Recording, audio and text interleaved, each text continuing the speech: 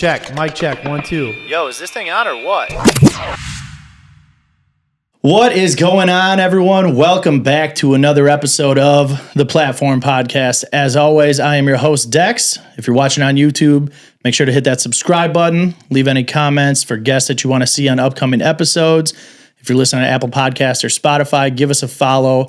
Give us that 5-star rating. Any sort of algorithm activating activity. Get this show up to the top. I got an awesome guest lined up here today. We are back. Another Wednesday episode. We got somebody who grew up in Cali, born in Mexico, lives out here in Nashville now. I'm sitting down with a very, very, very good DJ from out here in Nashville. Ax, how's it going, man? Very good, very good. Thank you for having me. Yeah, thank you for taking the time to come over. I know it's got pushed back a little bit with the house flooding. But, weather situations, yeah, damn weather. Yeah, for real. It was got bad here a little bit.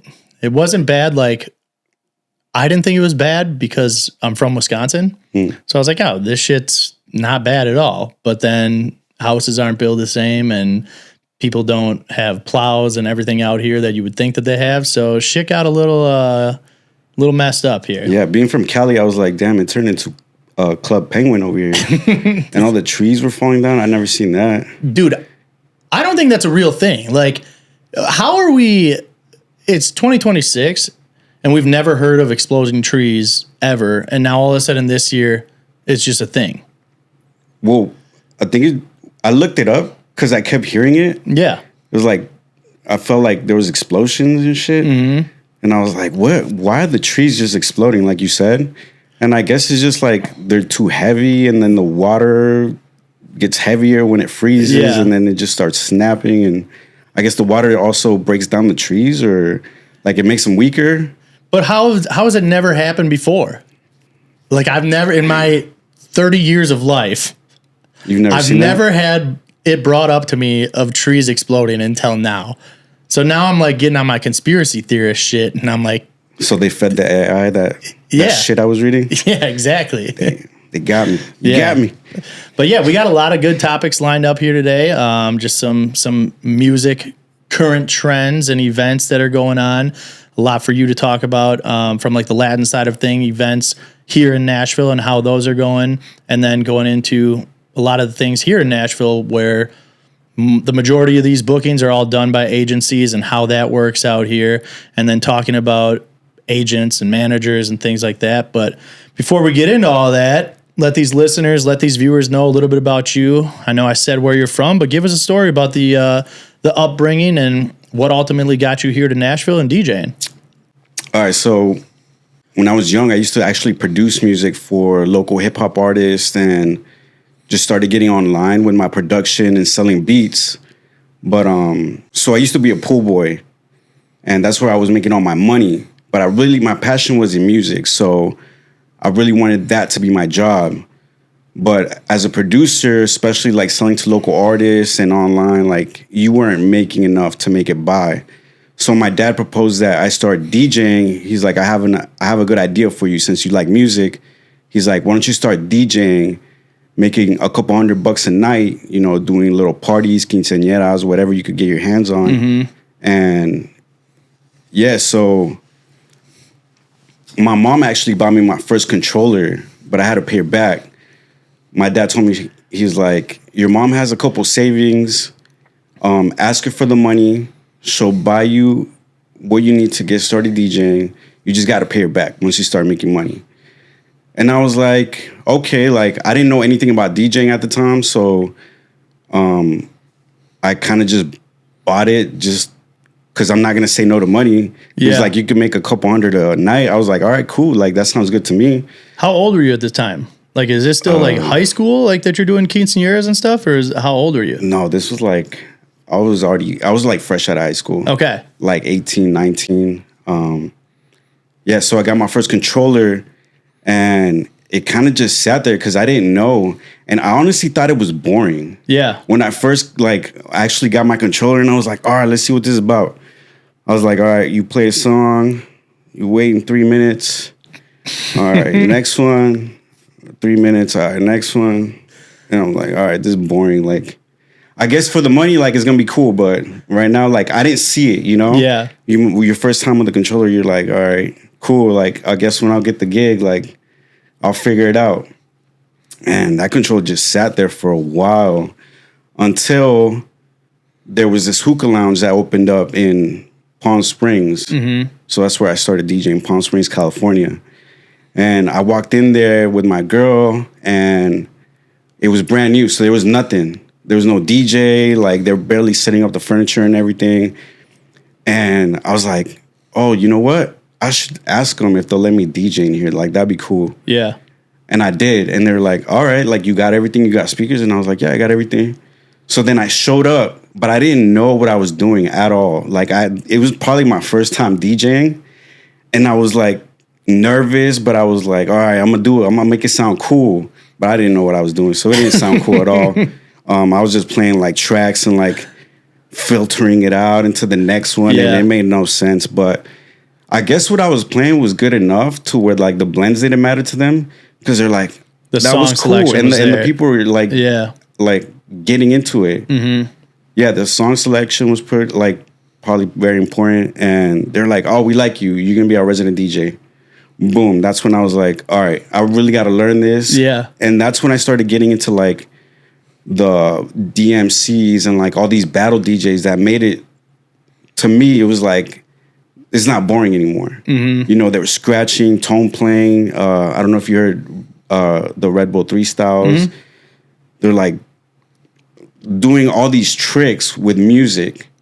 And I was like, so you're actually learning the technical side of it, and so that's what's making you interested. Yeah, more. This is not boring anymore. Yeah, like, it's I want not to do 3 minutes that. and play another track anymore. It was like it just made sense, like in every way, like musically in my head, where it's like, oh, you're not just playing songs at this point. Now you're actually like building something from them. Yeah. So that's what got me really into it. And then I started doing like DJ battles, like got my turntable, started doing DJ battles. Like 2 years in, I still wasn't any good, but I was just like so into it. Once I had that like first hit of my first gig, it was like a drug. It was like, boom, let's go. So who were like your biggest influences when you started watching stuff like DMC, like a Red Bull 3 style? Like, because I mean, at this time, you're still 18, 19 years old. Mm. So then at that time, I mean, who were the poppin' people back then doing like DMCs and stuff like that? Because you're not that, how old are you? What? 23. Oh, really? Yeah. Damn. I thought you were way younger than that. Really? Yeah. It's because I'm short. No. And I don't grow facial hair like that. It's a good thing, though. But yeah, I mean, I guess like who were you? Because I know you said your dad hit you up and was like, hey, go play some of these, just like start DJing. Like, did you guys have music in the family already? Was anybody else a DJ, or did he just knew that like that was something that you could start doing? My dad was always into music, but more like, so he grew up in Mexico, but I don't know, for whatever reason, I think it's just from where we're from the city, Mexico City. Yeah. And I think we get all our like influences from the States. Okay. So he was listening to like a lot of 80s, like new wave and all that. Then when we moved out here, he wasn't listening to banda and all that like typical Mexican music that you would think like, oh, somebody from there would be listening to. He was actually listening to like Nirvana, a lot of rock, a lot of pop, funk, Michael Jackson, Prince. Damn, your dad had a bag. Yeah. All right. Like that's what I was introduced to. And then when I started making music, I was kind of like, oh, like that from that pop, funk, like all that stuff. Like I just started integrating it. So it just made sense. Like when I started DJing, I was like, oh, I know all these tracks that like, I love them. Like I want to play it for people. Yeah. And it just like, it made sense, you know? I also feel like it gives you such a more diverse set to play because you're learning all this music from your dad, and especially with him having a little bit more of like an eclectic taste where it's not just one genre and he's listening to everything from rock to Latin music to pop to funk, like all that kind of stuff. It opens up your mind a little bit more to what you can play too, which always helps. Yeah, I always think like the same thing. My dad has a fucking record collection that is the length of this wall and is like 2 shelves of just records all the way across. And I just grew up with him throwing on a vinyl every night and listening to different shit every single day. So how old are you? I'm 33. Oh, same age, yeah. 91, yeah. 91. Yeah, we need to play that TikTok thing where it's like, what year are you born? It's just dinosaurs and shit. But no, yeah. So it's like, I mean, the DMC shit and the three style stuff, it's like I look at people now where it's like a Jay Espinoza is fucking one of the kings of it, but then it's like you got like Ease and Scratch Bastard and all these dudes that fucking kill it. Yeah. And it's like, I feel like here in Nashville, you really don't see that side of things at all. Like I rarely even hear people scratch out here. But then like back home in Milwaukee and in Chicago, that's integrated into every set. Like even the guys that are playing house can fucking scratch. And it's just kind of, I don't know. I mean, I feel like it's different out here musically. Yeah, that was a thing that I noticed when I moved out here. I was like, nobody scratches. Yeah, you're probably one of the few ones that I actually hear cut during sets. Especially on Broadway. Like I know Darren does, and I think he's a Chicago guy. Diesel. Yeah. And he's from Arizona. But that, like, I think that's about it. Yeah. And it's also a bad thing. Like in Cali, everybody does it. And I'm going to tell you right now, everybody shouldn't be doing it because there's a lot of guys that don't know what they're doing and it sounds horrible. And that's probably why you hear a lot of people being like, we don't want to hear that shit. Yeah. Because it's like, yeah, when you're fucking it up, when it sounds horrible, like you don't want to hear that shit. I think you need to like build that skill. I think it's something, I know I did it because I just wanted to learn. So every time I like, every transition, every little thing. But now looking back at it, I was like, damn, I probably sounded horrible. Like, I know I sounded horrible. Back when you started, I was like, I think it's something that it needs to be practiced. It needs to be perfected before you could actually, like, go out there and be, like, putting it in people's faces like that. Because it's going to turn a lot of people off when you don't know what you're doing. And it just sounds horrible. It just sounds like, you know? And that's when you get everybody's just, like, stereotypical, oh, you DJ? Like, yeah. Oh, I hate that. But I mean, I agree 100%. Is that there's people that do it tastefully and people that just like kind of think that they can do it and they do it and it fucks it up for all the other DJs. Yeah. So. But I think once you know how to do it, I didn't answer that when you said my biggest influence is A-Track, Craze, Espinoza, Scratch Bastard, Jazzy Jeff, Scratch Pickles. All of them. Yeah. And then my homie, Devin Hype. Okay. Damn, you know Devin? All right. Yeah. Damn, I always see him. I actually hit him up to try and do a mix for me. Oh, really? Like a while ago, yeah. Wait, he charged you? No, I don't even think he saw it. Literally, it's probably still read in the fucking message request somewhere. Oh, really? But I would always see his shit on socials, and it's dope. I mean, the videos and stuff that he does with how he puts together music and can mix and blend genres of all types, but then being able to scratch tastefully, like I was talking about, and integrate it into his videos and into his sets is fucking dope. So I figured if he's doing a full hour-long set, it would be something that would be different for the listeners, but still fucking awesome. Yeah, he did. I know he did a showcase at NAMM in LA. I think it was last year or this year. I think he did one this year. It was this year, right? Yeah. It was in January. Yeah. Did you go out to that stuff? Like I haven't gone. No? I haven't gone. I know I need to go. I feel like I'm a lazy bastard. Like if I'm not working or like doing something like this, I'm like, I'm just gonna chill. Yeah. So I mean, starting off, like I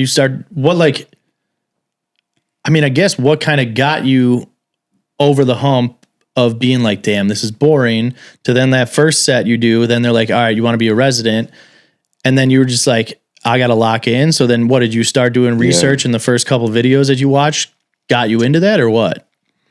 Well, I always like scratching. Like I always like hip hop, listening to a lot of hip hop when I was young. I would always hear scratching and I was like, that song was so dope. Like every song that it had scratching in it, I was like, I like that shit. Yeah. So once I got that that first gig and I was like, all right, I want to get into it. I was like, I really like scratching. Like, let me look into this. And then, I started seeing like the Red Bull 3 styles and like I said, Craze and A-Track. They had like very, I don't know if you remember Native Instruments. Yeah. When they had like their promotion of their mixer, their battle mixer, they had a lot of videos that went viral.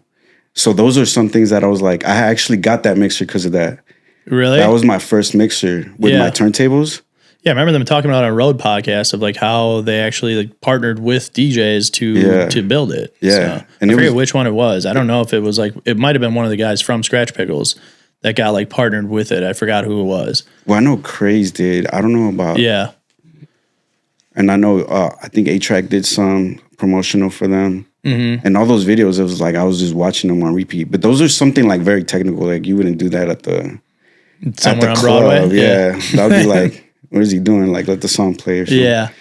No, I mean, that's why I've seen like the Club Killers thing with the kid who's like, nobody wants to hear scratching, blah, blah, blah. And it's like, there's definitely a difference between battle series where it's like, that's what you're showing off is the technique of how you can scratch, from doing flares to crab scratches to all this kind of stuff. And it's like, to be able to integrate that into a club set without doing it too much. Cause I've definitely, even as a DJ, like I've been in a club where somebody just wants to do a routine and scratch for 3 minutes straight. And it's like, dude, what the fuck are you doing? Like this is not, at all. Yeah. But then it's like when you're at showcases where that's what people are coming to listen to, then it's fucking dope and it works. Or doing stuff where it's like routines that you can put onto social media. It's just like, again, it's all about being able to do it tastefully, which I feel like that's where being good at scratching technicality wise is what it takes your sets from here to way up here because it adds extra elements to your set that people don't know that they like, but people that do it good, bro, I'm telling you, you like scratching. Like someone that can do it good. Like I look at like Strategy all the time and now he's doing this disco and house stuff at Celeste, but he'll post up videos all the time of him scratching over house records where it's like, I see people here being like, why are you scratching over house music? And it's like, well, you're not doing it because you fucking suck at it. Like he's doing it because he's good at it and it sounds good. And there's a big difference for sure. Yeah. It's, you gotta like, it's like salt. You gotta add it in moderation and when you need to add it, don't just throw it over there because you think it's good. You know, it's gonna make it better. It's on the recipe, so I'm just throwing it in. Yeah. So when did you kind of start to realize like and start to get good where you're like, damn, this DJing shit might be for real? Well, I don't have an addictive personality. Like I don't get addicted to like drugs and shit. Or maybe I'm an alcoholic, but that's just because I DJ a lot. But yeah, when I like focus, when I lock into something, I'm like very obsessive. Yeah. So once I got that first gig, I was just like got obsessed with it. I was watching every YouTube video and then I was like locked in my room for 8 hours a day, just scratching and learning everything. Mm-hmm. And I even threw myself into battles. Like I said, like I started battling like dudes that have been DJing for 20 something years. And I was like 1-2 years in. What was the experience like? Was it just like super humbling or is it kind of being able to watch them and you're still able to take away stuff and learn, or what kind of person are you? I was a young fucking testosterone filled little kid where I was just like, nah, fuck that. I'm the best. I know I've done like, you're so ignorant when you start that you're like, nah, I'm good and watch, I'm gonna fucking beat you and da-da-da. So that was me. I was just like very arrogant, very ignorant. And at the same time, like I knew my work ethic. I was like, I'm gonna lock in and you know, I'm gonna beat the odds basically. Yeah. And yeah, so it was just like, my first battle, it was almost a tie. Really? Yeah. To a dude that had been DJing for like 20 something years. Yeah. And he was like doing all these cuts, but I was like, all right, I'm gonna do something like, mine's like, I love the club scene. I love the 3-style as much as I love the technical side of it. Mm-hmm. So it's like very musical. So it's easy for the crowds to, you know, kind of like, even though you don't know what I'm doing, it sounds good to the ear. Yeah. So it kind of like, that's what helped me. Like not very technical because I wasn't there yet, but it sounded musical. So they were like, oh, I like that. Or I used certain phrases or certain things that I did that were like, oh, I like that song. I like the way he did that, you know? Yeah, where then you can get them on your side more, the judges on your side more because they're able to kind of connect with a little bit more because of the music. Right. Where if you aren't there on the technical side of things, you're still like, you're getting your scores up from there. You got to play for your strengths, you know? Yeah. So when did you ultimately move to Nashville then? How old were you when you came over here? It was 4 years ago. Okay. Oh, so you haven't been here. You were here a year more than me. Yeah. Because I'm coming up on, 3 years. So. Yeah. Yeah. So September of 22, I believe. What brought you out here? What made you move from Cali to here?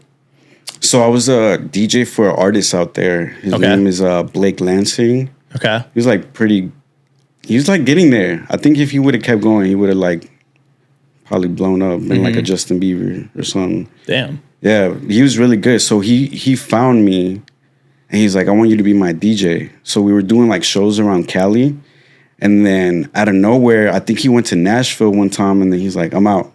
Like he fell in love. He's like, I'm going to Nashville. I love it out there. Like the scene, like come visit me. So then I went and visited him, and I was like, oh shit, I went to Broadway. And I saw like that street where it's just like all these bars and the rooftops got DJs. And at the time, like, not to be rude or anything, but I just felt like it wasn't better than all them. Not better, not me in general, but I felt like the scene in Cali was like more. There was more energy. Yeah. But I was just like, damn, there's like 20 bars with rooftops and they all got DJs. Like, there's so much work here.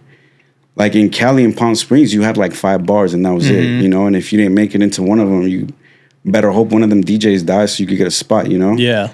Out here is like, there was just an abundance. And I was like, oh, okay, like, and I just love the fact that it was at that time, like Palm Springs, it was when reggaeton was like really hidden. You know, when it was like Bad Bunny was coming up like really big. So every party in Palm Springs was a reggaeton Latin party. Yeah.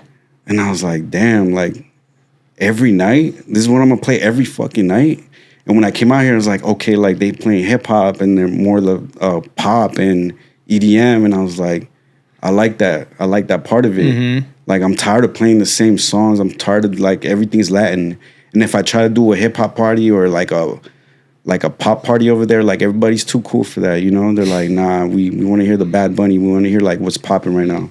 I also think it like ends up hurting you as a DJ too, because I've been in other markets where you're kind of stuck in that box where you're basically playing the same set all the time or like the same genre all the time, and then it doesn't help you grow as a DJ because obviously when you're playing these other sets and you have to prep for these other sets and you have to listen to other music and you grow as a DJ because you're making yourself more diverse as to what you can play, what you're going to listen to in the club, outside of the club. It just kind of opens up your mind a little bit more too. So I'm sure coming out here made you a better DJ too, because then you're just diving into different pockets of music. Yeah. Well, definitely like made me more diverse instead of just like, because out there, I don't even think when I was DJing, I would like update my tracks like maybe like once every 3 months. Yeah. If that, and it was like 5 songs. People are cool just like, listening to the same reggaeton song. Yeah. The same shit. Yeah. It was like you get the newest tracks and that was it. And when I came out here, I was like, damn, I could make a killing out here. Like there's so much work and I feel like I could bring something different. Yeah. And like I said, there was like no scratching. It kind of just like the technical side, I just felt like it wasn't there. And I was like, maybe they'll like that, you know? Yeah. It'll be different, especially with so many tourists coming from everywhere. So then I came here that first time and then I was like, I saw it. And then my buddy just kept insisting. Ever since I went and visited him, he's like, no, you got to move out here. You got to move out here. He just kept like nagging me about it. Just, you got to move out here. You know you like it. And I was like, yeah, I like it. And then my girl at the time, she saw that. Because everything, I was just not happy anymore. Like I was so comfortable in Palm Springs. I was DJing the same spots every weekend and same music. And I was always coming home and be like, man, I wish I could do something different. I want to play like, you know, hip hop. I want to play rock. I want to play like Afro beats. I want to play something different, you know, just get out of here. Like this is so like played out already. So she actually made the move to get a job here without like, me knowing. I was going to say, did she tell you? Or that's crazy. She didn't tell me. She was like, she just saw that in me. She's like, you want to move out there, but you're scared, you're comfortable, and you're not going to do it. So she got a job. Yeah. And then she came to me. She's like, guess what? We're moving to Nashville. I was like, word? She's like, yep, I got the job. You can't say no. Damn. And I was like, all right, let's do it. Yeah.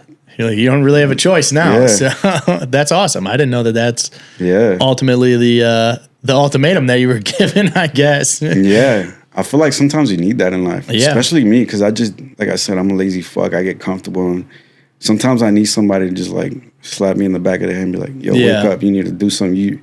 You're better than that. Like, do something more."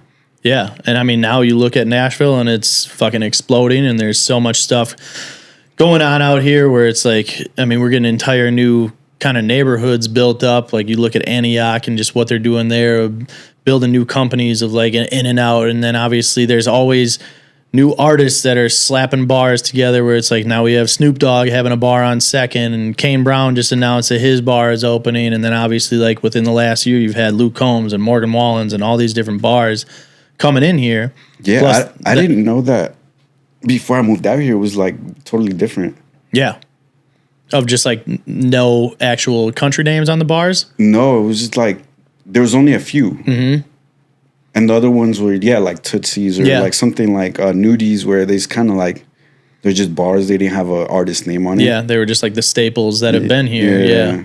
And now it's like, I mean, I feel like now that's the strategy where it's like if you slap a name of some country artist that's popping, it's obviously going to bring people in because if they're a fan of that artist, they're going to go see that bar. Right. Where it's like, if you, like I look at like Jelly Rolls, for instance, they are a EEG company that has Bottle Blonde, and that was initially going to open as Bottle Blonde, which I think thankfully for them, like they switched and opened it up as Jelly Roll, because if that would have opened as Bottle Blonde, the name for Bottle Blonde is nowhere near big enough to draw the traction in versus what it is now as Jelly Rolls. Like slapping that Jelly Rolls name on it is making them so much more money than a Bottle Blonde, where if tourists are walking on the street and they see Bottle Blonde, they're like, I don't even know what that is. Right. For the majority of them, obviously, like if you've been in Arizona or Dallas or wherever that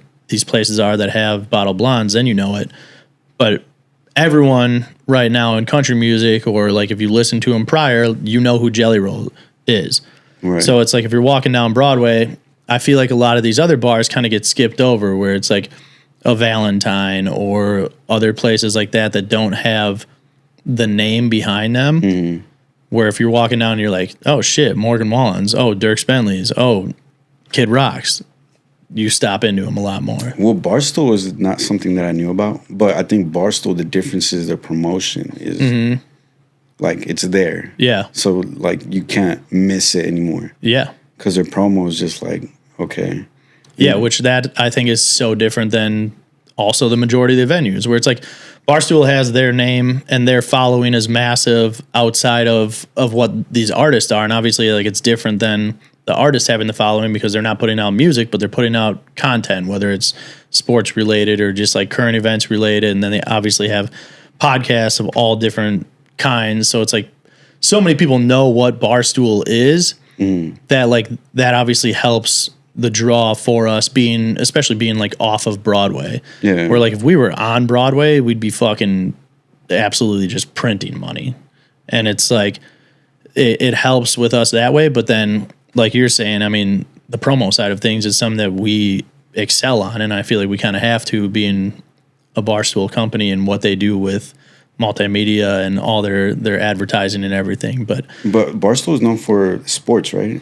That's initially what they started with, but I wouldn't even say, now I wouldn't even say Barstool is like known for their sports. I feel like it's known so much just as like a content and marketing conglomerate, with so many people knowing them from different people that are doing podcasts for them or just different events that they do. And now they're doing like little mini docu-series and challenges and stuff like that. Like they do so much more than just the sports side of things, but obviously like that's how they started. Yeah. Cause I don't think I knew about a Barstool until that one. Yeah. Then I did my research and I was like, oh yeah, like you're saying, they have a lot of content. Didn't they do something with that guy that like would go and eat pizzas? Yeah. That's the owner, Portnoy. Yeah. See, yeah. Yeah. So he like, that's, kind of what he blew up so many other restaurants and stuff like that, because he would go and review them. And then as soon as he gives you a good score, then everybody wants to go eat there or do whatever it is. Yeah. But then aside from like, that's kind of how we do all of our promo and stuff too, is making sure that all of our marketing and all our promo is on point and it's top notch. And we have a great marketing team with our chief marketer is Caroline, this girl that moved out here from Miami. She used to work at all the Groot spots, so like live in Miami, Komodo and all those spots. So she was really fucking good already. And then now took over like all of our stuff and it's always top notch. So, yeah. But then, I mean, you look at the majority of these other Nashville venues just really don't do anything for promo because they're on Broadway and they're just like, hey, we're getting the foot traffic anyway. We're going to be busy anyway. But what is it? Because I feel like they're not getting that foot traffic anymore and they're still stuck in their ways. Like, why is that? I don't know. That's what I've literally talked about that before. Because especially like when these newer companies come in, like if these companies from Vegas and Miami and wherever else, like New York, are all going to start to come into Nashville and buy up buildings and start putting in venues that actually have good social media and marketing teams, they're going to win. Mm-hmm. Because if you're just still stuck in your ways of we're not even going to post anything on our stories on a Friday or Saturday night and just expect to be busy, these places that are putting in the marketing and ad dollars to target people, where then they're coming into Nashville and they're seeing, oh, this place is open, let's go check this out. They're going to fucking go there. And it's going to force a lot of these places in Nashville to change for sure. Yeah, that was something where it's also, there's no promoters here. None. Like bigger cities, even LA, you know, you got promoters everywhere. They're selling bottles. They're selling, entrance. They're selling something, Yeah. And now here's like you go and DJ and you're posting about it and they won't even repost you or nothing. Which I think is crazy. Like you don't even, it's like, do you guys just not have somebody running your social media? But it's like, you're telling me you can't get a manager or like one of the staff members to at least monitor like the Instagram. Well, they do though, because like it's so cringe. Yeah. And like I get it. Like sometimes that's what you need to do. So there's obviously somebody there doing content for them and doing something for them. But it's like they can't post like the DJ's gonna be here. Yeah. We're gonna have this. Like, or just any of the entertainment, like the stuff that people are coming there for. Yeah. And you don't even put an entertainment lineup. I mean, that's kind of what I was talking about recently, where on New Year's, like biggest day of the year, which I guess is the devil's advocate of why they're not doing it, because they just know that they're going to be slammed. But I went through legitimately every single bar on Broadway, from Aldean's to Post Malone's to Luke Combs to Kid Rock's, every single bar. I think one of them even like had anything on their story during the day of like New Year's Eve. That's and crazy. Then you look at like actual posts on their feed and there's like nothing that shows you any of the entertainment that's going on, any of like the ticket prices, drink specials, all that kind of stuff that they're doing. Yeah. They just have nothing. And I'm just like, this fucking blows my mind. Blows my mind, dude. It's crazy that you just don't even try at all. And I think the market is, especially here, is changing. Like you said, there's so many places opening up that if you don't have that, you're not gonna survive. Especially with, like we were talking about earlier about the property taxes on Broadway going up so crazy. It's like how these little bars that are getting like, let's say if you're getting 200 people a day, like you're not gonna make that money. Yeah, you're not gonna be able to survive to be able to pay all of that and be able to, like, that's where once you told me that, like, I haven't even read that or seen that a lot of like these taxes and stuff for these buildings are going up. But what's going to happen is then a lot of these places are going to close, which might be like why they're doing it, is trying to get new, fresh companies in here or companies that have the money to be able to do it, which is then when you're going to see companies from a New York, a Vegas, a Cali, wherever else coming in and opening up venues here, because they have the money to do it, and then it's going to put a whole new look into Nashville. Yeah, and that's what I like. It's a double-edged sword, Yeah, like I wouldn't want it to change. I want it to like they just need to get their shit together. Like do some promo. Like it's not hard. It's not hard to promote. Like, or even like out here, everything on Broadway is the same thing on every bar. You're playing pop, EDM remixes all night, and that's mainly what you hear. Mm-hmm. And that's every bar. And sometimes I've walked into bars in their formats like, oh, we want to do what let's just do like whatever Dierks Bentley's doing. Mm-hmm. Can we do that? I'm like, you think that's gonna bring people? Yeah. Or, they're just gonna go over there.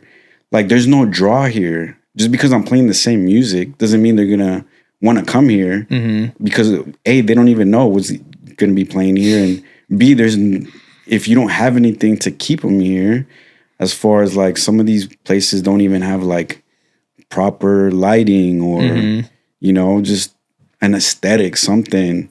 It's kind of just like a honky tonk and that's it. Yeah. But then, I mean, like you said, with them being kind of copy and paste venues, I feel like that kind of leads to so much of like the bar hopping, where obviously there's a fucking 100 bars on Broadway, and then people go into one, they're just like, oh, whatever, go to the next one, and the next one's the exact same thing. Mm-hmm. Like, literally, I've gone in from bar to and you hear the exact same songs that you've just heard at the bar before, and you're like, am I in the fucking same place, or what is it? And it's literally just a different bar. Yeah, there's times where I'm like DJing one set from like 7 to 9 or 6 to 9, and then I'll go to the next bar, and the people will follow me, and I'm like, oh, shit. I was about to play the same fucking set. So you're the problem. No, I was going to play like, the opening set from 9 to, it's the same as, you kind of playing like these warm-up songs, and I was like, all right, now I got to switch it up. Yeah. And even though the people that weren't there at the other bar, they want to hear that shit, they want to hear your Bruno Mars, they want to hear your little starters before getting into the hype shit. Yeah. And it's like, damn, now I can't play that because that crowd literally followed me, and I'm about to do the same thing over here. The exact same thing, yeah. I mean, so what is, give me your solution. Like, if you were opening a bar right now in Nashville, what are some must-have things that you're doing? How are you building it up? Give me like format, layout, what you're wanting staff to do. If there's any like certain company you want running it, how you want the DJs booked, all that kind of stuff. All right, so I got two scenarios, right? Mm-hmm. I got what I want to do and what's like... What you think would work. No, and then I'll have like your answer, right? Okay, yeah. So if I wanted to play it safe, right? And I'm opening a bar in downtown Nashville, I would want it to look more like a club. Like, say, when you walk into an LA, a Miami, a New York club, aesthetically, like, it's got to look good. I want the bottle service things and all that, right?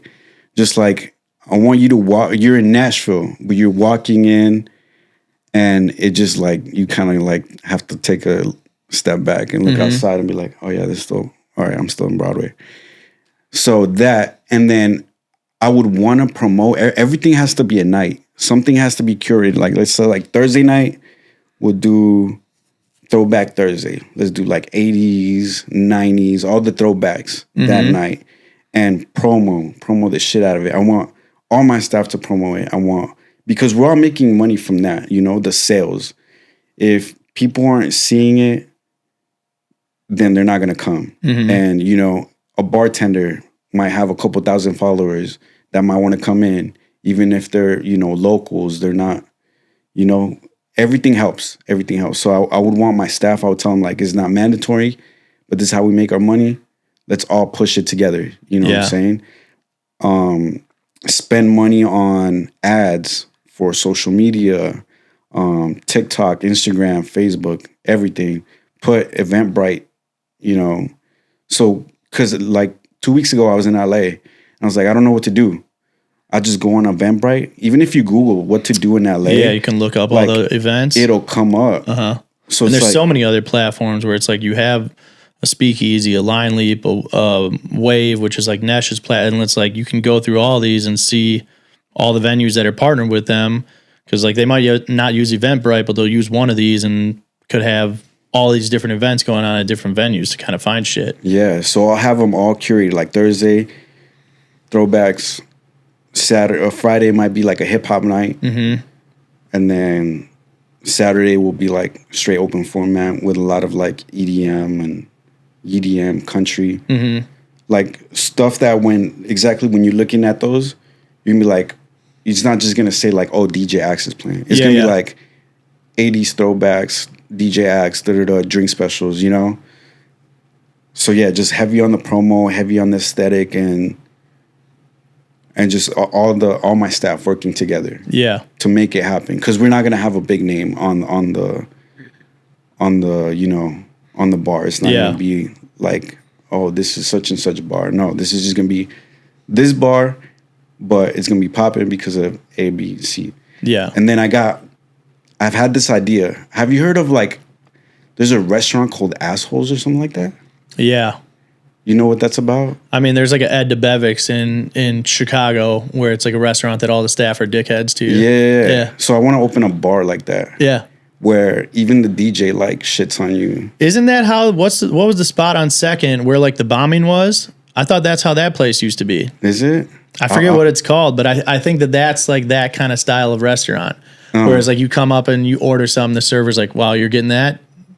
Really?" Like, and they'll talk shit to you, which I think is fucking awesome. Yeah. Because I just think like the crowds have been so entitled. They just became so entitled that I want them to walk in and like, you get slapped with like reality. Yeah. Like you're not the main character. You're walking into this bar. The music that you want might not get played, but we're setting a vibe and you just need to you need to deal with it. And I think like people need that experience. I think people need to like stop being so catered to and so like, you know, because you just build this like main character syndrome where you walk into any place and you're like, and like I had this situation where I had this bachelorette party, and this is my first time DJing at this place, and they come up to me and they requested something like, there's something stupid, or something whack, or something slow, where like I'm kind of like, once you say stuff like that to me, I kind of become like rude. Yeah. So I'm like, really? Like that's what you want to hear? Because you just already don't respect their taste at all. Yeah. So I was like, really? That's what you want to hear? She's like, yeah, it's better than this shit. Yeah. And I was like, all right. And then I left. I was like, all right, cool. And then they kept from a distance, like antagonizing me, like, play the song, play that, whatever artist name, whatever the request was. Yeah.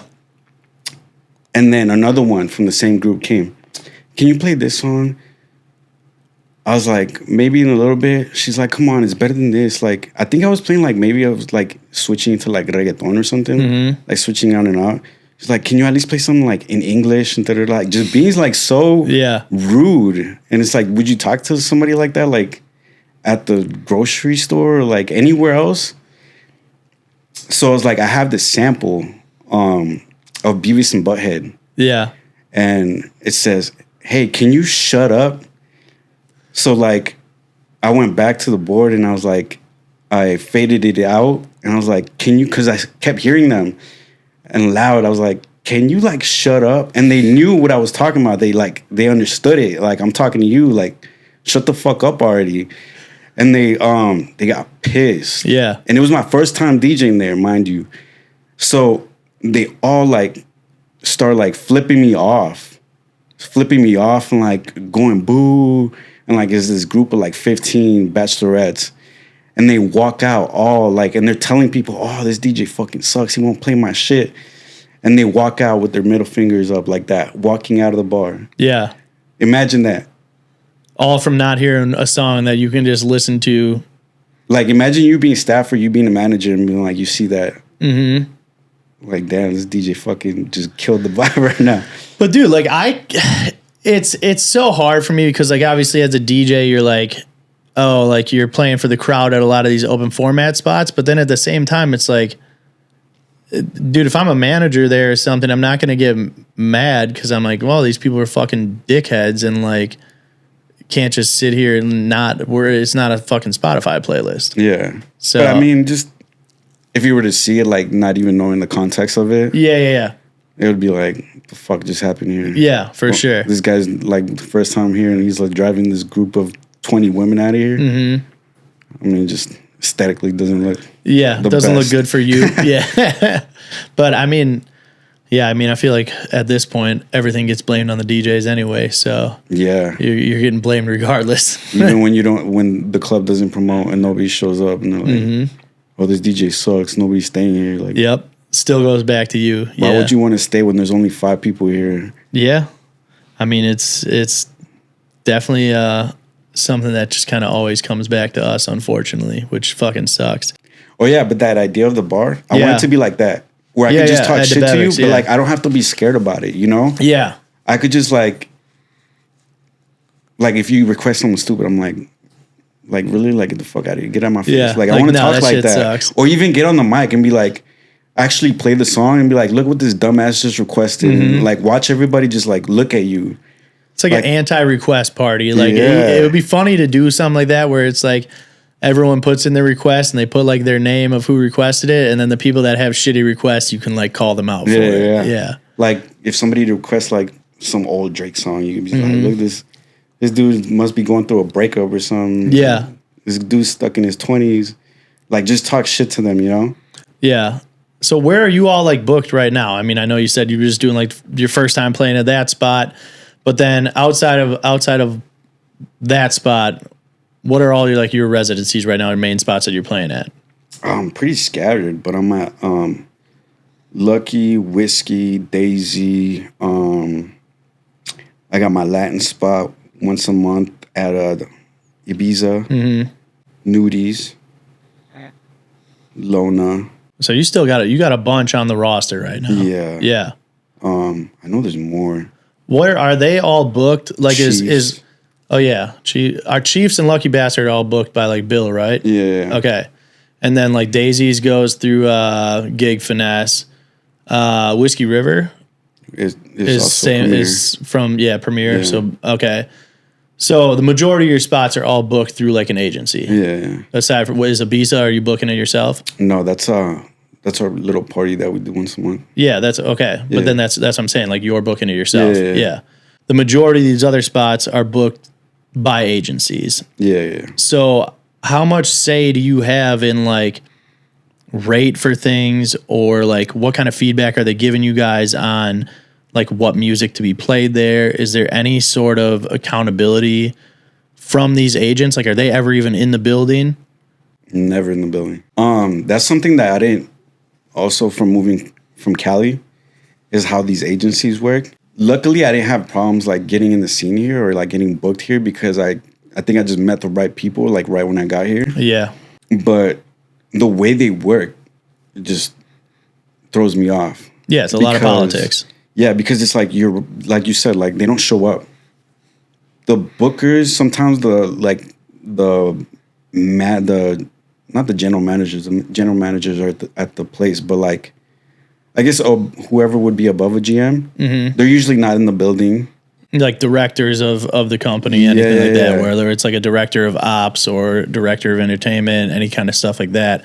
Yeah, they're rarely actually like in the building. It's just you're seeing your GMs, your AGMs, all that kind of stuff are in the building. Yeah, so I would go and play somewhere, and then it'd just be like I wouldn't get any feedback because nobody knew what I did, or because they're not there. Yeah, so it was like okay, like. I think how I just got started was like they give me an opportunity and then I would just like show up, be on time and like get no complaints. And then I think whoever was booking would probably just see me on IG and be like, oh, he's actually like a really good DJ. But like as far as me playing in the venue that they booked me at, I don't think any of them, besides Bill, obviously, but you know, we become more friends where we kind of know each other like that. But yeah, I don't know how that works. I think it's just like... I think that's the craziest thing is that the majority of these venues out here all book through an agency who agencies are literally just... They literally see an open date and they fill it because they're getting a commission for it. And that's how everyone out here does it, where the majority of these venues, aside from like Barstool, are...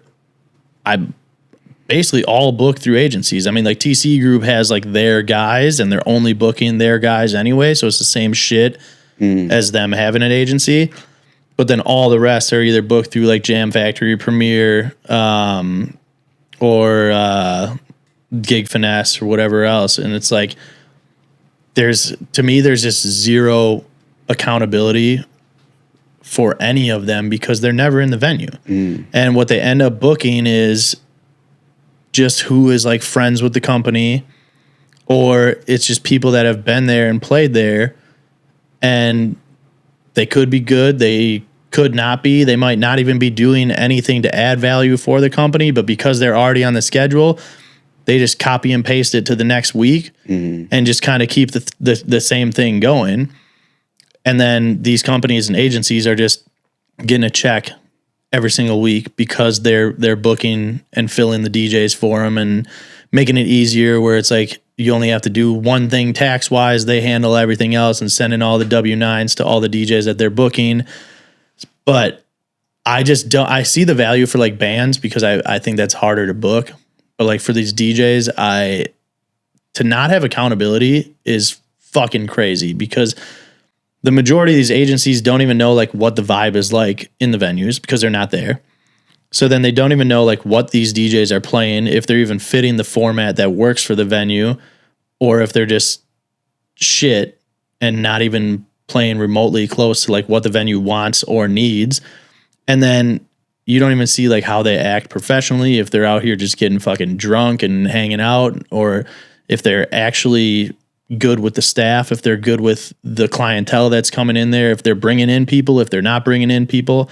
All this kind of stuff is stuff that like I look at when I'm in the venue, and it correlates to the guys that I book outside of like just the DJing aspect of it.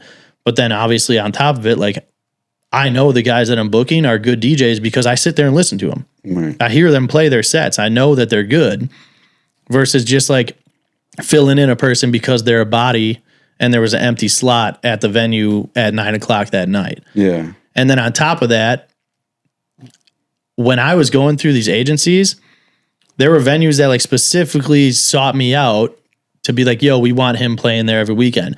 I'm like, cool. If they're asking for me as like a negotiator from booking all of my own shit in the past and always being used to booking my own shit, I'm like, cool, then ask for more money.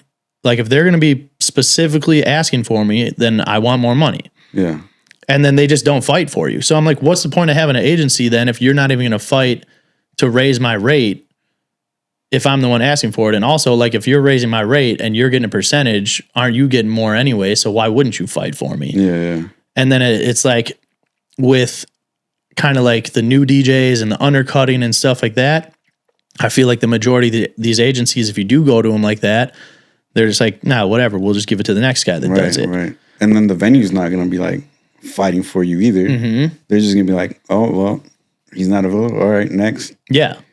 Even though you could be the way best better man for the fucking job. Yeah, exactly. And yeah, like I feel like they only hear about you if you did either A, really good, or B, really bad. Yeah. And like, yeah, like Daisy, that's why I think I got in there, and they've been like setting me up a lot, because I know the GM talks really good about me. She's told me, and they've actually came and heard me one time. Jen or who? Jen, yeah. So she's always there when I'm DJing. She's like, "Oh, you're like one of my favorites. I'm gonna push for you to be here." But see, like that's a spot that I don't even get why has a booking agency, because like Jen is literally dating Fields or married, whatever they are. She's so hands on. I feel like if she don't like you, she'll like, nah, don't even bring him back. So I feel like it would save them so much money for just her to do the shit. And it's like she knows the DJs, like she goes out and she obviously like hears all of them, but also maybe she overcomplicates it, where it's like, oh, I doubt it's a her thing. I bet it's the company. It's just the Fox concept, like Daisy's is their company, and she probably just doesn't get a say on it because they do it at their other venues or stuff like that. So, because I know she's got good communication with Gig Finesse, because they tell me, they're like, oh, we heard really good things about you, and you know they're talking good about you. So she actually gives feedback to the agencies. Yeah, but at the same time, like you said, they got all these bodies to fill. So it's like I'm only getting like one weekend, when it's like maybe I'm way better than a lot of these other ones. Yeah, because they're like, not here, because that's like a New York based company, and they're not in the venue. Like, you don't know who's actually booking you. I would guarantee you never even met them. No, I've talked to them on the phone through text, and that's about it. Exactly. And it's like they're never there. They don't go to Pushing Daisies on a Friday and Saturday and see how it is. But then they're still filling in these people, and they're filling them in just from word of mouth. Like, I guarantee they haven't met 90% of the DJs that actually play there. They're just filling them in because they talk to other people in the market. They figured out, all right, this guy likes this DJ, and here's the 10 that we think are the best. And they've just been on a rotation. And that's how it works, bro. It's fucking insane. That's like, I feel like that's why, like, I want to play like these bigger spots. Like, I think I would be a perfect fit for like Whiskey Row, Jason Aldean. Like, just like my knowledge in music, the way I like can read a room, can like, you know, go from pop to da-da-da. Like, I just feel like and every time I go there, I'm like, I see the crowds. I'm like, this will be my crowd. And then it's just getting your foot in the door. That's the hardest part. Yeah. I think that's also one of the things too, where it's like the majority of other markets where you're able to book yourself, or like the person doing the booking is a manager or the owner, or whoever else, you're able to go to that venue and show face. And it's like, that's what you see from so many other DJs in all these other markets is they're like, oh, how do you get booked in these places? Like, if I'm a newer DJ, like, how would you recommend a newer DJ getting booked? And it's always the first thing is like, well, go show up to the venue. Like, show up to the venue, show face, show your face at these events, attend them. Like, go out there on a Friday night so you can hear what's getting played, so you can meet the staff and everything. But it doesn't matter. Like, doing that out here doesn't matter because they're not the ones that fucking book anybody. Yeah, you're just wasting money and getting lost in the sea of people. And you're not going to meet the people that actually book because they don't go out. So it's like, for you to get your foot in the door at a lot of these spots, you just got to know someone that puts a good word in for you and is like, yo, you got to bring him into here. But even then, like... Yeah, then you still got to kick somebody else out. Yeah. Dude, it's fucking crazy. I feel you on it because it's almost like the agencies here, instead of being helpful, are sort of like gatekeeping to an extent where, I mean, I don't know how much. I think on the positive side of things that they do is finding you gigs that you wouldn't normally get. Like, there could be a pool party that you're able to make $400 or $500 at that you otherwise wouldn't have been booked for. But trying to get your foot in the door at a lot of these newer spots is a lot more difficult because it gets gatekept for sure. Yeah, and it's just like whoever the booker likes. And yeah, no, I don't like that. Yeah. Other things is like, aside from the agencies, I've dealt lately with like younger kids with managers who are passing like everything to a manager, where it's like, you're not even at the stage that you should even have a manager yet. Like, kids that have 3,000-4,000 followers and have somebody being their manager, where like I'm reaching out directly, and instead of just being a normal person and trying to connect and network and all this kind of stuff, like I reach out, I'm like, yo, I want to get you booked for this gig. Listen to your stuff. Awesome. Think you fit the vibe perfectly.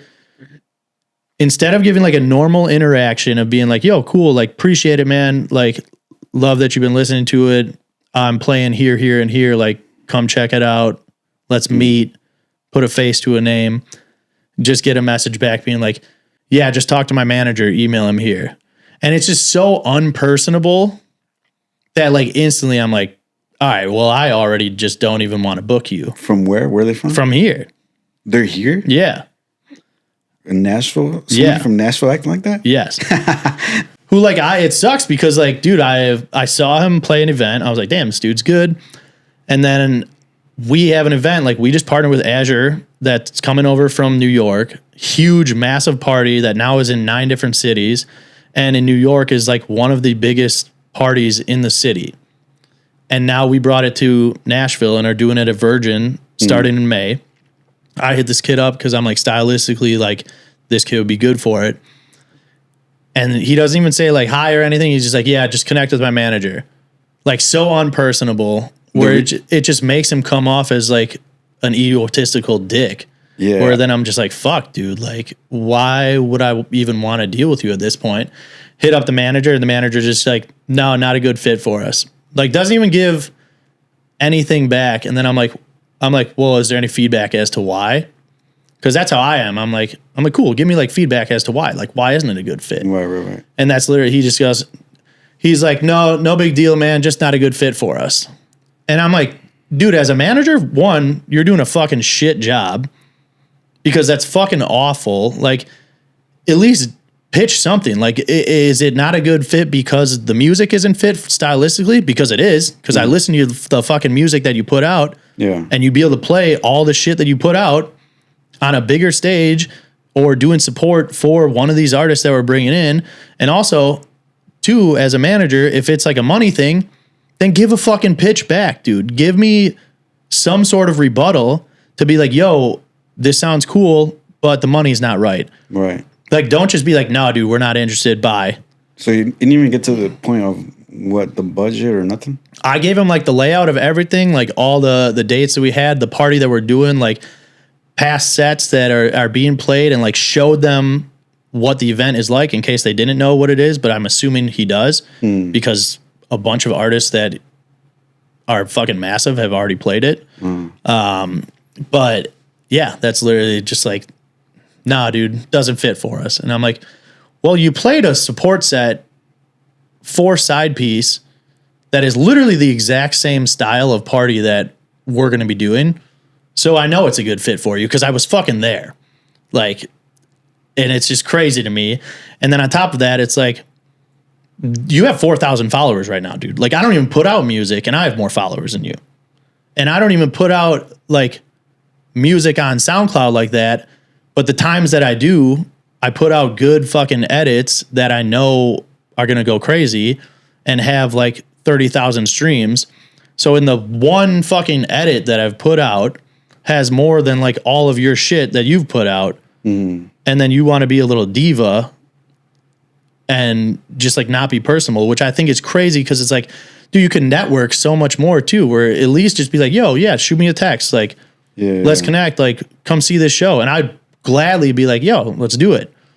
But it just comes off as like so standoffish and just like a dickhead where I'm like, damn, dude, is this kid just not like, does he not get it? Is it bad management? Is it just like who's in his ear just not telling him the right things? Yeah. And it just makes it bad. Because like that type of response I would imagine it would be somebody that's already said like, oh, I don't need to do that.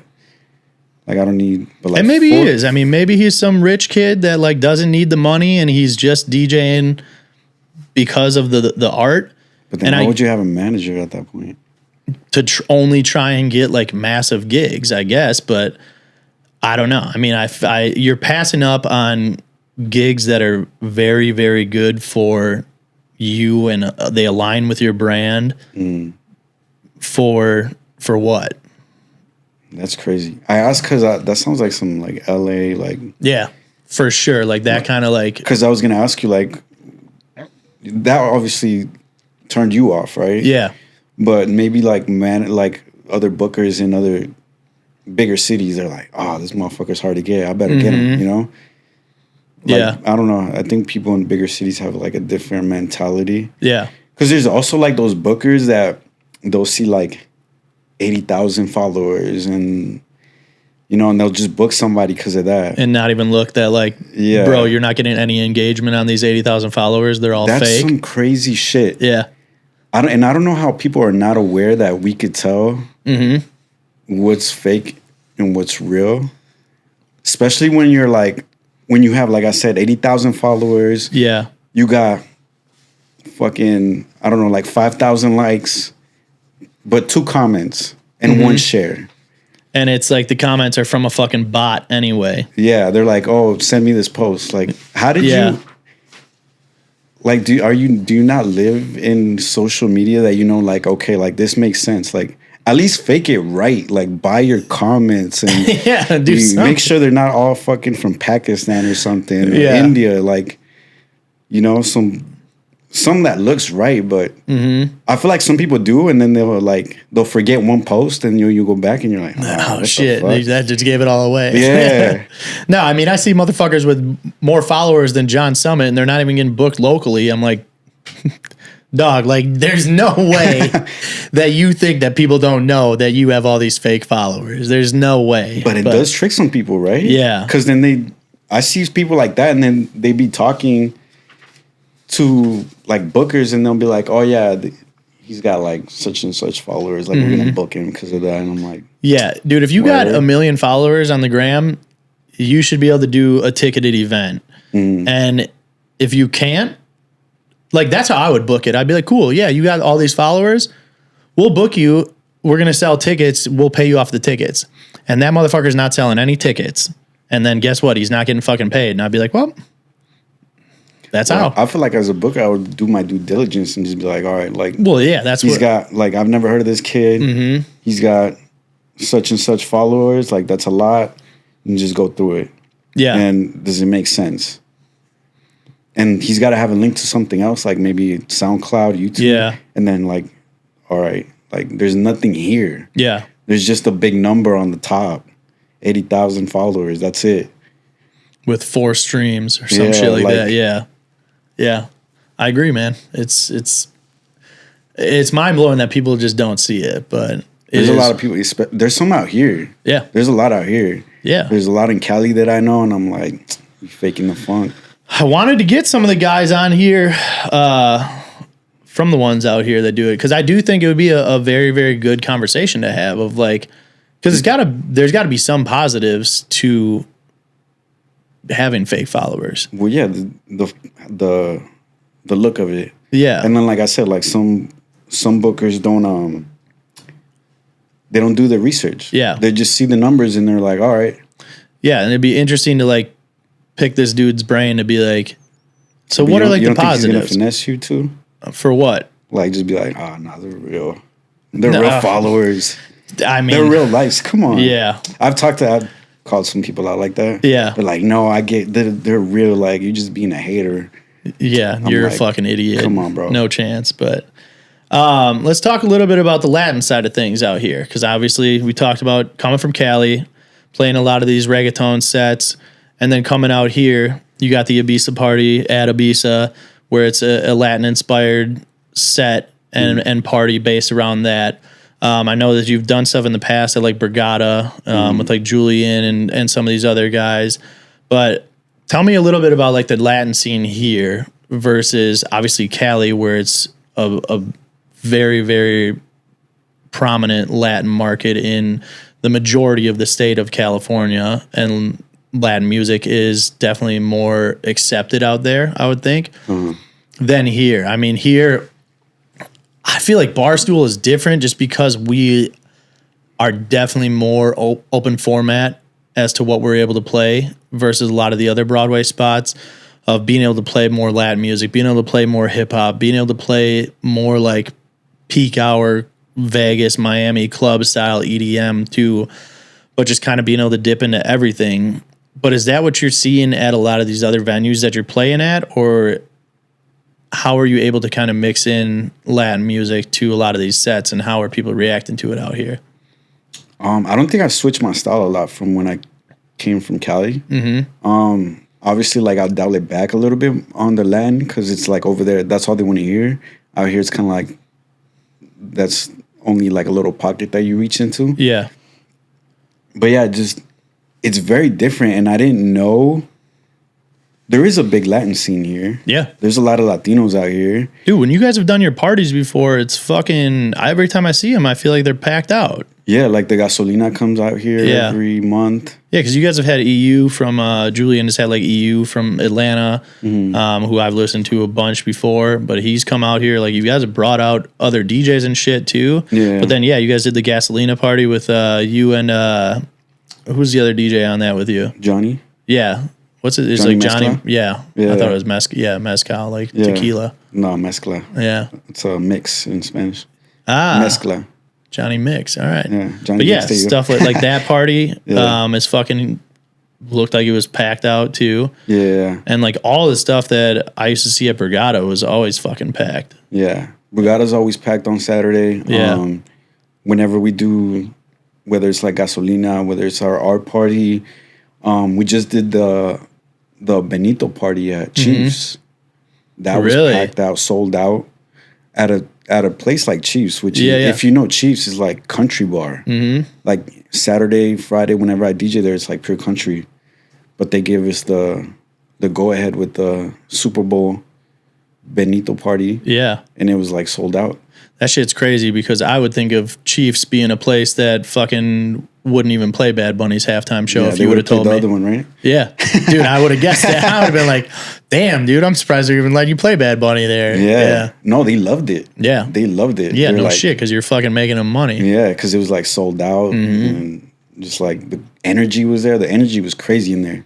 Even though Hot Take, I did not like the performance. I liked it at the time because I wasn't listening. I was like in the party and I was like, yeah, it's Latinos on the map, blah, blah, blah. But once like all the, hormones calmed down and I looked it up on YouTube, I was like... Never like rewatched it? Kind of doesn't sound good. Yeah. Like I get it. It's a cultural like moment for Latinos. Somebody that only speaks Spanish doing a Super Bowl. But just my opinion, I just thought it didn't sound that great. It was a vibe though for the Super Bowl, bro. Like, cause I was in Scottsdale for it and DJing out there, and me and Nesh were out there, and that halftime show came on, and like, dude, I cannot remember the last halftime show where people are like up and partying erupted, right? To the performance. Yeah. Like, and obviously like we're in Scottsdale, and Scottsdale the same way too, is it's a lot more just kind of like Hispanic people are out there more prominently than somewhere out here. Yeah. Where then it's obviously like people that are into Latin music a lot more. But dude, even the fucking white people are up, black people are up. It's like you're up and dancing because the music is just good, dude. It's fucking good. The music is good and it's relevant, and it's just like I said, like a historic moment for Latinos, and just like the hype surrounding the hype and like the backlash and all that bullshit that came with it too. So it's just like a lot of eyes on it, which I love. Bad Bunny, I love his music. That has nothing to do with the fact that I thought it just he didn't sound that great. But I love the music. I love playing his records. I love all that. I just thought the playing it live is different. You know? And I just thought, I don't know. Yeah. There's a lot of maybe auto-tune, or I don't know what's going on back there.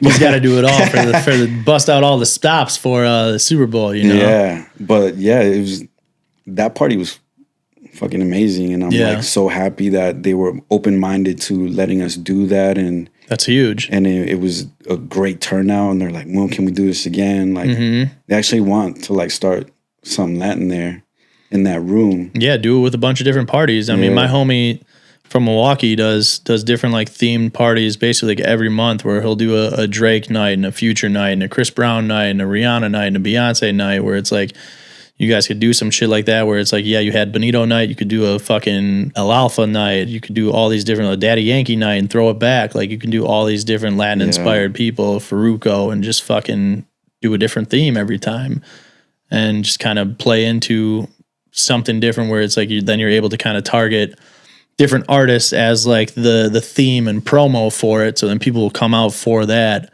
and then you're just able to hit a Latin party and go off and play what you guys want DJ wise. Yeah. So going back to what you asked me when I moved out here, I didn't know there was a big Latin community out here.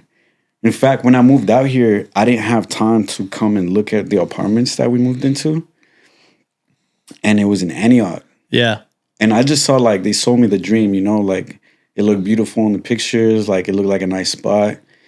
And then I'm driving 3 days from California, and I'm like, oh, I can't wait to move into my, new Nashville spot with I have like all these white neighbors and, listening to country music. Yeah. And then I pull up, and it's like Little Mexico. There's like a bunch of Latinos. In Antioch? Yeah. Yeah. Yeah, it was like Little Mexico. Antioch's got some fucking fire over there. I used to live in Antioch, dude. I would hit all these little taco trucks over there. Were all fucking banging. And like when I came here, I came with my buddy, and he's white too. Yeah. So he didn't show me any of that. Yeah. He's just like, oh yeah, there's a little Mexico over there, but I'm thinking like it's a little Chinatown, like it's like one street. Yeah. With like, and it's still white people that running all this shit. Like, But no, it was like this whole giant community out there. Like they have Plaza Mariachi, which is a giant Latin space center, you know, and so I show up and I'm like, oh shit, I'm back in Cali. What the fuck? And but there's a big difference between the Latin community here and the Latin community per se, like Miami or LA or New York, where it's like, and I don't know how they ended up here. Yeah. But they're like more fresh off the boat out here. We're like not speaking English or anything. Yeah. Yeah. Bro, I used to go to like the soccer field over in Antioch because I would go and walk my dog, and there's like a trail and shit over there. And it was always just like packed with just people playing soccer, and like nobody spoke English. Yeah. And I was like, damn, dude, I didn't know that Nashville had like this big of a Hispanic community either. Yeah, like out there you talk to people and like they look like hella Mexican or like whatever, but then they don't even speak Spanish. Yeah. They're like, you talk to them in Spanish, they're like, what'd you say? Like, so what are they? Hablo. Oh, what are they? Wait, so they speak English then, or what do they speak? In California. Oh, in Cali, you're saying, you have like a lot of no sabos. Yeah. You ever heard of that? Yeah. Like they don't speak any, like they look hella like bean, but they don't speak a word of fucking Spanish. And you're like, damn, dude, you're making us look bad. Yeah, they're like, so I'm used to that. Yeah. So the Latin parties out there, you could always throw like some English shit and they'll vibe to it. Out here, it's the complete opposite. You got to be authentic out here.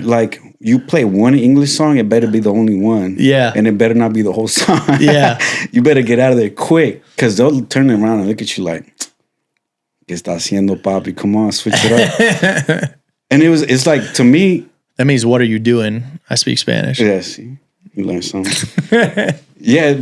But to me, like, it was like so like second nature. Like, oh, I'm gonna throw like these hip hop bangers, you know? Yeah, because you would think Biggie, that it would vibe. Tupac, or or like the biggest song, some Sexy Red, and they're gonna fuck with it. Mm-hmm. Actually, in Cali, I feel like it gets a reaction because like you're so used to like, oh, he's been playing like reggaeton and all this shit for like. But then I feel like people still vibe to all like the West Coast shit too, because you're in Cali, so it's like you can dip into all that other stuff here, where it's like here.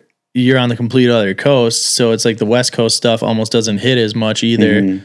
So then you can't mix out of some of the Latin stuff to that as like your backup. Yeah, it's just like and I don't like it. I don't like the segregation out here. Mm-hmm. And it's like, people like to talk about segregation like it's a race thing, but or like the white people put us over here. Like, no, we put ourselves over here. Like for whatever reason, like we've done parties on Broadway or elsewhere besides like in Ibiza, where all the Latinos know, okay, we're gonna go there, that's our spot. Or Brugada, they know that's their spot. But you try to take them somewhere else and they're like hesitant. Yeah.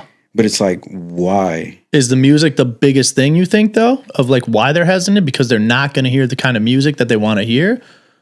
No, but I'm saying even if it's like, if I'm throwing a party, let's say like, oh, like even at Chiefs, like were people hesitant to go there just because it's Chiefs? Like nobody had gone there. Gotcha. Okay. Nobody had even like stepped foot in that place. I thought you meant just on like a regular night too, but I get what you're saying, where it's like the venue itself is the turnoff for them just because they haven't been there, even though it could be the same exact people, same promoters, same DJs, all that kind of stuff. Yeah. But then you're like, oh, it's at Chiefs, and they're like, nah. That's a white people's spot. Yeah. And they're like, nah, they're gonna like.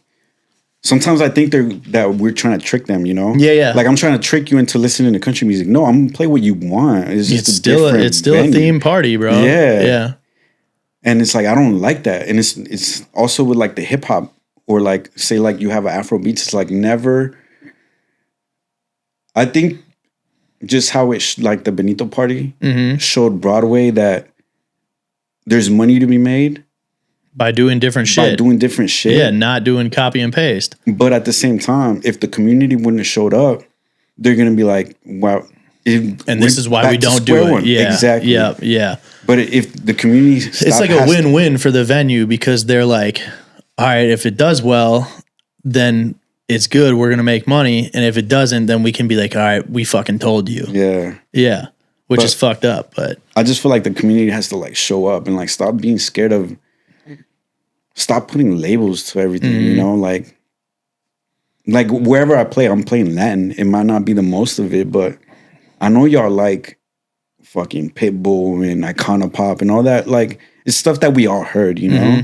Like going back to like early 2000s, like when we were all kind of in sync, you know? We used to like get fed the same music on MTV and all that. So it's like, we know these records. Like, why you acting like you're too cool for that? You're too Mexican for that? You're too Latino for that? Like, he's Mr. Worldwide, baby. I think he should have done the Super Bowl. I think that would have been... Dude, I think he would crush one. I'm waiting to see, like, because obviously, like, Nashville's going to get a Super Bowl when this new stadium comes. I don't know if they already do have one set or anything, but they're going to get a Super Bowl here. And I'm interested to see, like, what they're going to do. If they're just going to do, like, super heavy country or, like, what they're going to do. Because it's coming. But someone like Pitbull, dude, he crushes, dude. People can hate on him and you call him like cheesy and whatever, but shit, I play a Pitbull song every night and every night it goes off. Yeah. Always. For fucking 8 years. Like, and for everybody, the Latinos, you know, blacks, whites, you know, everybody. Yeah. Like he said, worldwide. Yeah. It's awesome, man. What's next on the docket for these? I know you said Chiefs is saying that they want to run it back. You got the Ibiza party. That's every month, right? Yeah, every month. Okay, so what are the next ones that you got lined up? Here, nothing, but I'm working with something with Johnny. Okay. Johnny Mix. Yeah. And we want to take the concept that we're doing sort of in Ibiza. Yeah. And like throw a party. Okay. And just go to different states. Like we're talking Miami, New York, like where I'm from, Cali. You just expand that. Yeah. And do it how they do it here. Yeah. Which is like, you're not going to hear, as much as I don't like it, and I know I complain about it, but you're not really going to hear like English music. Yeah, it's going to be like very centered into like what we're doing. Yep. So what are you guys doing out here for it then? Are you guys already like starting to build like mailing lists and phone lists and stuff like that then you're able to present to these other markets? Yeah. Okay. So like just building content, like you said, like getting the email list, you know, getting followers. Yeah.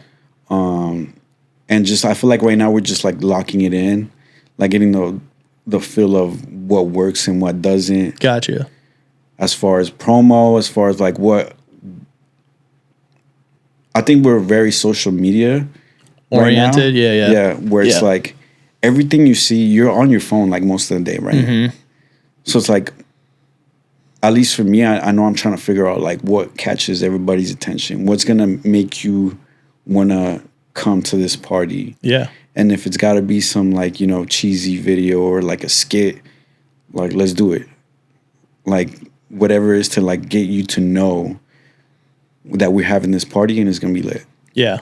Yeah. Yeah. I feel like, I mean, that's the biggest thing that a lot of these venues in other markets are going to want in order to be able to kind of bring your party to them, is being able to see the value in it of like, all right, cool. If they come here, they got 4,000 people on their email list and 100 of them live in this city. So they'll at least be able to connect with them, and then it'll kind of extrapolate from there where those 100 people will tell 10 of their friends and just kind of be able to pack out those events. So that's cool that it's something that you guys are trying to grow more than just here. And it's definitely something I always push for people to do, is to do their own events and definitely grow them. So it's awesome to hear that you're doing that. I got to come out to the next one. So whenever the next one is, let me know, man. Yeah, don't be scared. I was going to be like all Latinos, but I love it, dude. I mean, Chicago and Milwaukee, bro, that's we have a very, very big Latin market out there. I mean, spot in Milwaukee, Bodega, you'd crush, man. They would like to have you out there. So I'll see if I can get you connected out there. It'd be fucking a good spot to be able to do a lot of these parties too. Yeah, that'd be so dope. Since they're gatekeeping out here. Yeah.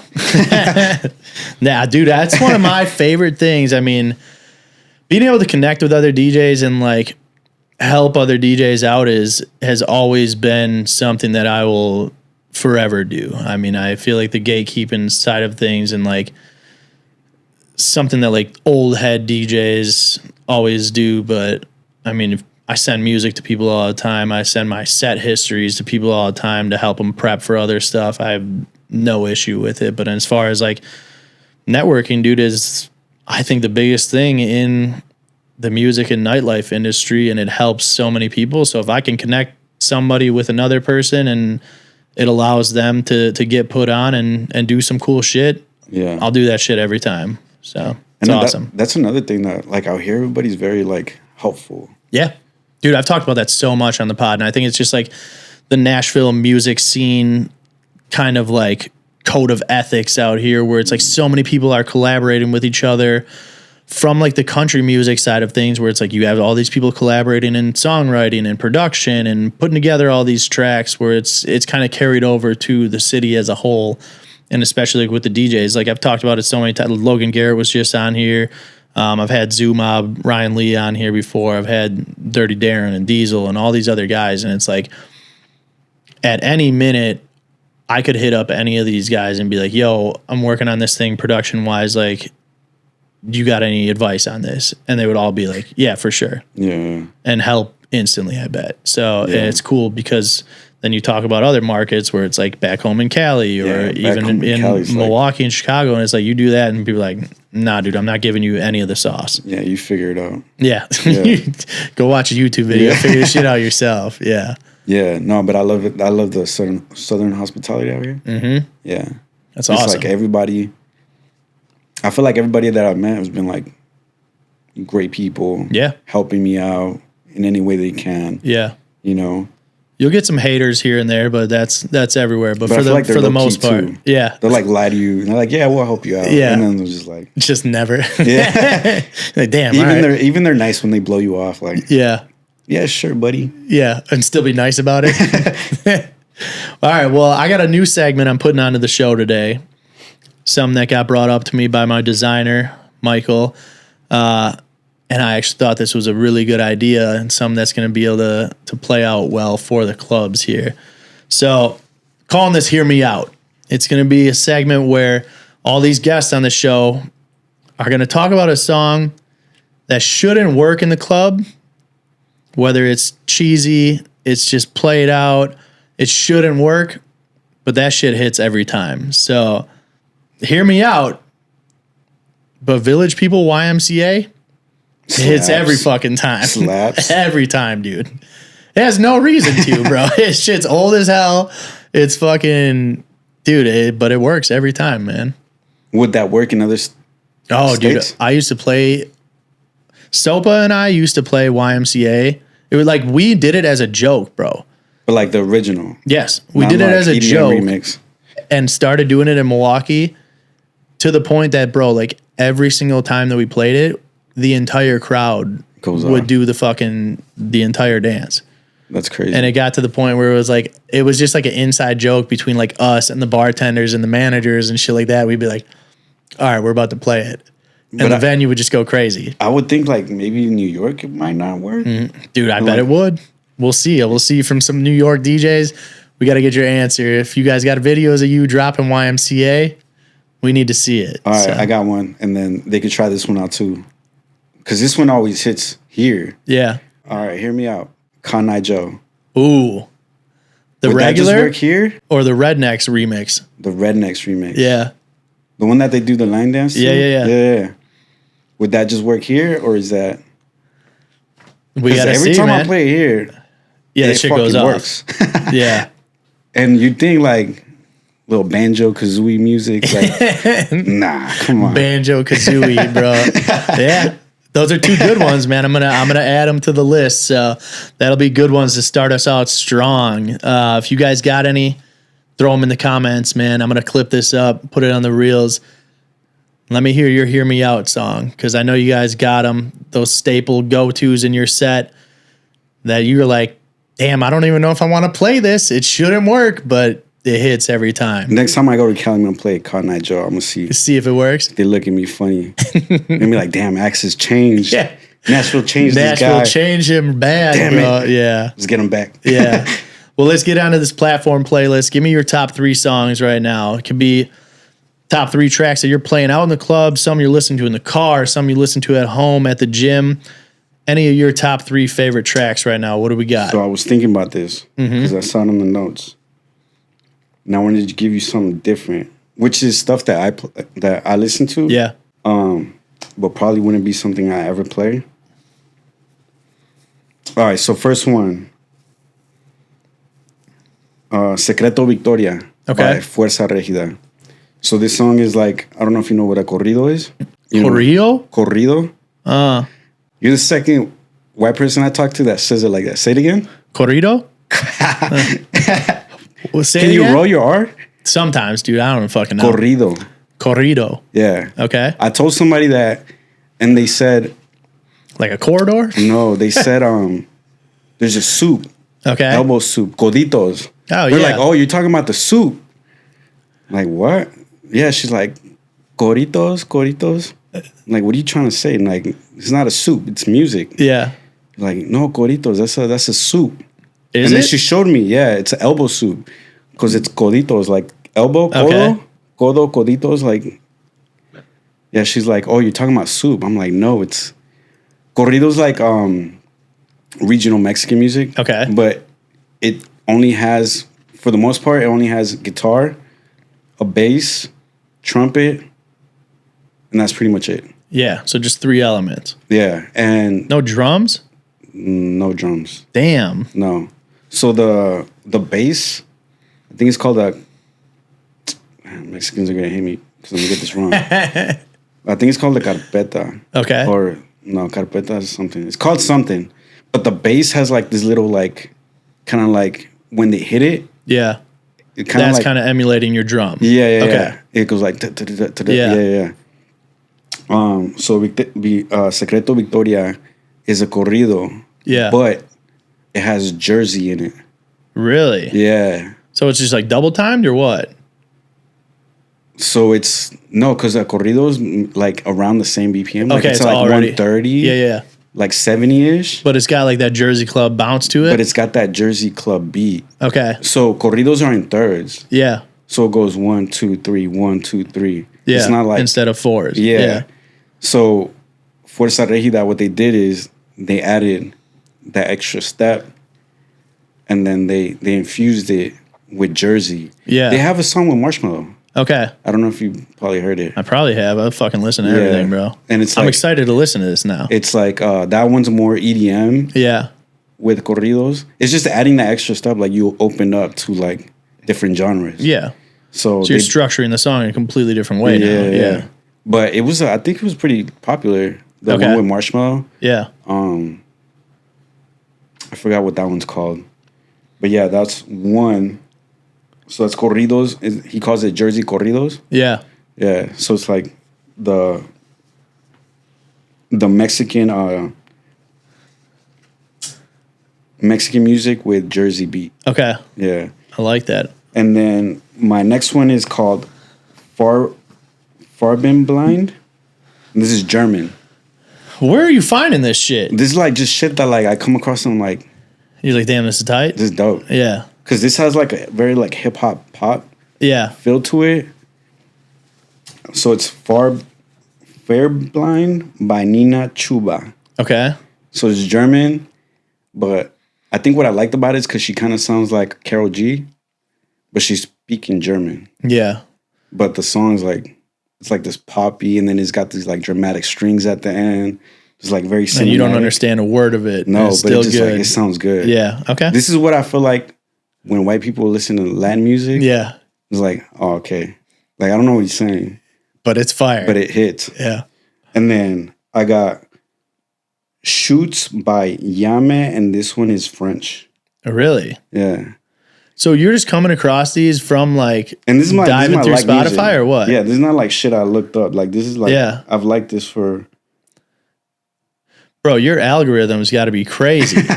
They don't know what to feed me. Yeah. Anymore. They're like, this motherfucker's liking French music, Latin music, German music. Yeah. I don't know what he wants to listen to. Yeah.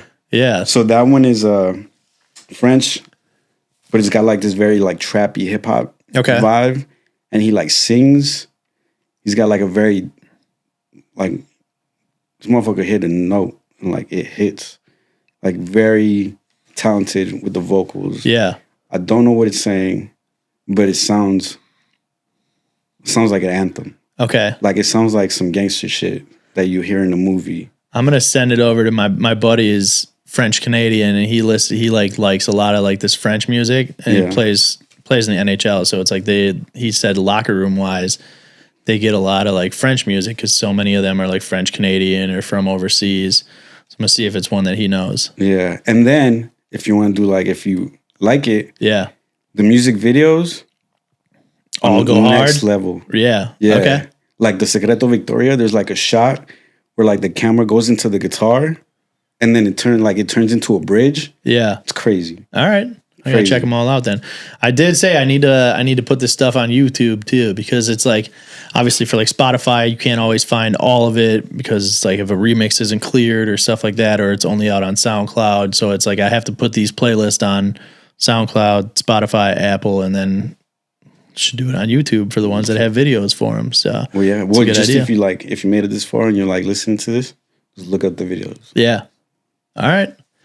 Last thing we got to do, man. Every show, put somebody on a platform. So I always like to give somebody else a little bit of a spotlight, shine a light on another DJ, an artist. It can be your favorite brand, whoever, but we got to put somebody on a platform. So who you got today? I got Johnny Mix. If you wanna really like tap into the Latin part of things, like here in Nashville, I think he could go way more in depth with it. Yeah. Because I feel like I do the LAN parties, but they're like so far in between that I'm kind of like... You like feel like you lose a little bit of momentum? Like every time I have to set up for that once a month party, I'm like, damn, I got to go and like refresh my memory on like, certain like... There's so many Latin genres, for example, like cubaton, merengue, like... It's so much shit that it's just like you gotta know it here. Like I said, like people are like fresh off of Cuba, fresh off of Venezuela. I don't know how they getting out here. Yeah, who's shipping them off over here? It's like the middle of the right. I don't know. You got to make it through New York. I think the same shit for like Milwaukee. I'm like, dog, like it's like the furthest that you can get north from like any of these Latin American countries. Yeah. And also it's cold as shit. Like that's the last place that I want to go. But well, you would think like before I moved out to Nashville, everybody's like, oh, that place is racist. Also that too. Yeah. You're like, oh, you're in the South. Like, is it racist? Do you want to live here? Is it racist? I don't know. I mean, I think everywhere that has some country spots is a little racist. I've never experienced that. I haven't either. Like, well, obviously I'm fucking white, so it's like I don't really have to deal with a lot. But you've never seen it? No. I've never experienced it. Yeah. Like, it was like something you would hear in Cali. Oh, they're gonna look at you weird. And actually, that is not true because I've had a couple black friends come out here, and one of them got kicked out of an Uber, and we literally like didn't even say anything. And he also got kicked out of a bar, and he was just standing there. No, he's like, oh, he's too drunk, and he's like, bro, it's fucking 9:00. So I think there might have been a hint there. He's also an idiot though, so maybe it was just him.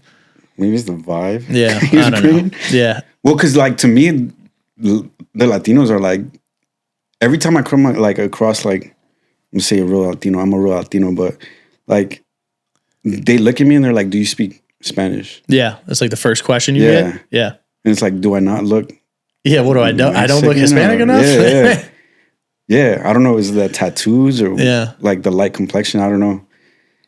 But it's like they're checking you. No, they just like, they genuinely think I don't speak Spanish. Yeah. Even like, there's people that I've known for years, and they went to the Benito party, and I was on the mic talking Spanish. And they're like, what the fuck? And they're like, we didn't even know you spoke Spanish. I'm like, what? Yeah. Well, now they know. So. Yeah. So yeah, I think if you want to like dive into that side of things, get Johnny on here. Johnny would be like the one to talk to. He's the one that actually put me on into all the Latin stuff here. Okay. Yeah. Is he from here or where's he from? He's been here a long time, but yeah. I think he's from New York. Okay. Yeah. Cool. Well, I'll have him put on here, obviously, for Ax. I'll make sure all of his things are in the socials here from Instagram, SoundCloud, all that kind of stuff. So you guys can go check him out, listen to any mixes that he's got. Social media is good. I mean, he's been putting out a lot of content. Some of it's actually pretty funny too that I've seen in the past too. But then obviously, I know you're always putting up like different routines and shit like that too. So gives you guys a little insight onto how he is as a DJ and then who he is as a person. So make sure you guys go hit him up on socials, give him a follow. If you're watching on YouTube, like I said before, make sure to hit that subscribe button. Leave any comments, questions that you guys got for Ax. Go check him out if you're out here, any of these next parties that he's doing. And then as always, if you're not, follow the show at The Platform Mix, myself at The DJ Dex. Until next week, Wednesday, we'll see you guys later. Peace. Check, mic check, 1, 2. Yo, is this thing on or what?